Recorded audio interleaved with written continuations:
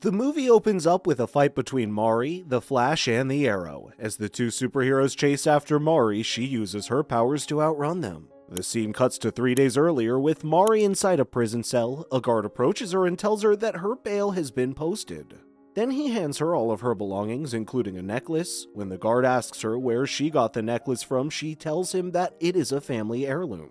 As she goes outside, she's greeted by Chuck, her foster father. The two of them then head to a diner where they grab dinner together. Chuck asks her what she did to land in jail, and she tells him that she was offered a job. However, during the interview, her boss asked her for a sexual favor, which is why she had stabbed his hand with a pen.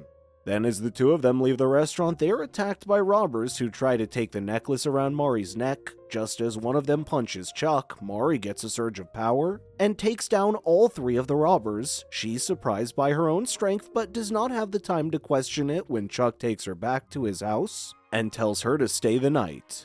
When she enters her room, she finds that her foster parents had not moved anything of hers. As she looks around, she notices a picture of her with her foster mother, Patty. She then has a flashback of a young Mari who was being bullied in school for her mother abandoning her. When she had asked Patty why her mother had left her, Patty hands her a necklace and tells her that her mother had left it for her. She also tells Mari that the necklace was known as the Anansi Totem. Patty assures Mari that the necklace might help answer any questions that she has when she's older. The next morning, Mari visits Dr. McAllister and tells him that she has an artifact. She then shows him the necklace and he takes a look at it. He informs her that the stone in the necklace is indigenous to the Mchanga province in Zambesi. He begins telling her of the legend that a god had gifted the totem to a warrior named Tontu. However, Mari knew about the legend and is disappointed that she has not been able to learn anything new about it.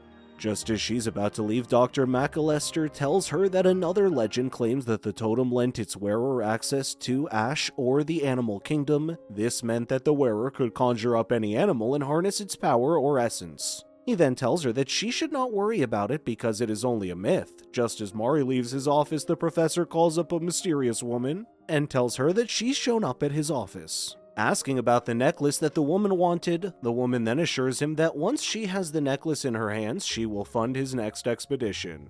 Back at home, Mari explains the legend to Chuck that he refuses to believe that her necklace has magic.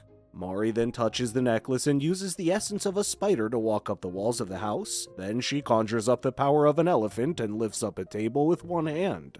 Meanwhile, in the central city, Cisco tells Barry, the Flash, that he had detected the presence of a metahuman just outside of the city. Barry decides to check it out and asks Oliver Queen, the Arrow, to accompany him. They knock on the door and Chuck answers it. As soon as Mari spots them, she assumes that they are there to catch her, and she uses the power of a jaguar to outrun Barry. While Barry continues chasing her, Oliver fires arrows at her to slow her down. When Mari tries to get away from them, she accidentally slips from the side of the building. Mari rushes to save her, but she uses the power of an eagle and flies towards the sky. Oliver calls out to her and tells her that he only wants to talk. She agrees and flies down towards the two superheroes. They tell her about metahumans and Oliver calls Felicity, his genius computer scientist, and asks her whether Mari had been near the central city when the particle accelerator exploded. She finds that Mari was nowhere near the explosion, leaving all of them even more confused. Mari tells them to not contact her again and flies away. She then visits Dr. McAllister again and shows him the magic. He tells her that he is sorry, and before she can question it, the door bursts open and the mysterious woman enters the room. She tells Mari to hand over the totem to her. Frustrated, Mari tells them that she only wanted to find out where she had come from and tries to take off the necklace. When it doesn't come off, the doctor tells her that it has now bonded with her. The woman then claims that she's going to take it from her dead body and gets her men to chase her. Mari doesn't get far when she gets shot in the shoulder and passes out. Mari wakes up and finds herself in a small hut with the woman sitting across from her. The woman tells Mari that she's going to give her answers in exchange for the totem. She reveals that she's Mari's sister and begins telling her a story from their childhood. She tells her that they worship the Anansi god and asked him to protect them. As a result, he had given them the totem that contained his powers. One day their village was attacked, and while most people were killed, their mother had run away with Mari and the totem, leaving her behind.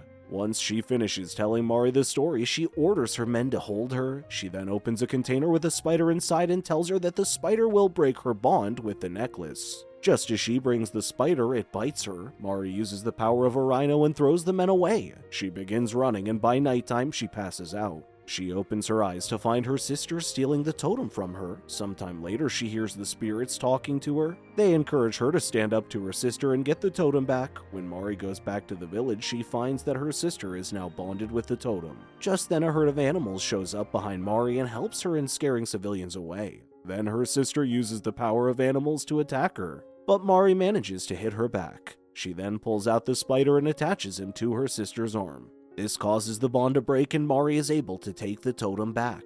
A few days later, Mari gets back to Detroit and decides to become a superhero.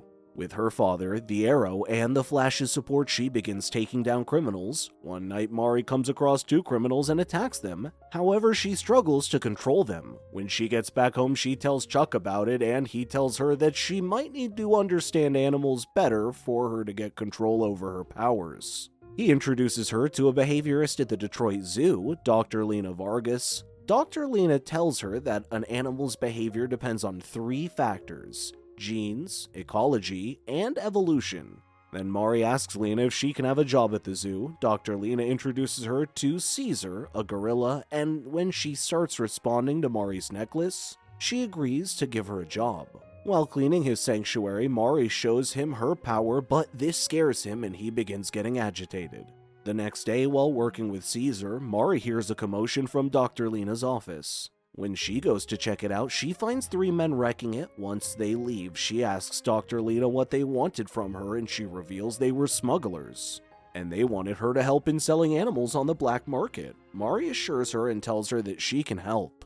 She shows Dr. Lena her powers and tells her that she's been having some trouble controlling them. Dr. Lena tells her that she needs to stop thinking like a human and instead let the animal's instincts guide her. Then the 2 of them come up with a plan. A few days later, Dr. Lena calls the smugglers and pretends to agree with their demands. Just then, Mari, who has been hiding, comes out and attacks them. They begin shooting at her and accidentally set Caesar free. The gorilla helps Mari in taking the men down. In the morning, Mari hears that Dr. McAllister is back from his expedition in Africa and decides to pay him a visit. She finds him giving a lecture about the history of the Zambesi tribes and the legends of totems. He reveals that he has found one of the totems, which will now be displayed at the museum. When Mari confronts him after, he tells her that he had gotten greedy when her sister had offered to fund his expedition. Before he can say anything else, Cisco calls her. He tells her that the weather wizard is causing a tsunami that is soon going to hit the city. Mari immediately goes to help the other superheroes. However, just as she attacks the weather wizard, he hits her with a bolt of lightning, causing her to lose consciousness. Meanwhile, a man breaks into the museum and steals the lost totem before escaping. When Mari wakes up in the hospital, she hears about the robbery on the news. She chases a man named Drake and asks him what he knows about the robbery. He tells her that the only thing he knows is that someone from Africa had orchestrated it. Elsewhere, a man hands General Ishu the fire totem, giving him the power to become Firestorm. He begins wreaking havoc in the city as Mari tries to stop him. He soon overpowers her, leaving her with no choice but to ask her sister for help. When she shows her sister a picture of Firestorm, she immediately recognizes him and tells Mari that he had been the one responsible for the destruction of their village. She claims that they will have to find other totems so that they can take Firestorm down. Even though Mari does not fully trust her sister, she agrees to let her help. Felicity, on the other hand, manages to pinpoint where the water totem is and leads them there. As soon as Mari spots the water totem, her sister steals it and wears it. She attacks Mari and tells her that she's the rightful owner of the totem. Mari chases her sister through the city and manages to take her down. She tells her that they need to work together to take the general down. Although hesitant, she agrees just as Adam and the Black Canary join them. The group then attacks Firestorm, but he manages to overpower Mari's sister and kills her. The only one who's able to match his power and take him down is Mari. She takes him underwater and uses an octopus's power to drown him. Then, with the help of Dr. McAllister, Mari destroys the fire totem by summoning all of the animals' spirits. Mari joining the superhero squad and calling herself Vixen as she and the others protect the city. The end. Thank you so much for watching. Please don't forget to like and subscribe. We'll see you in the next video.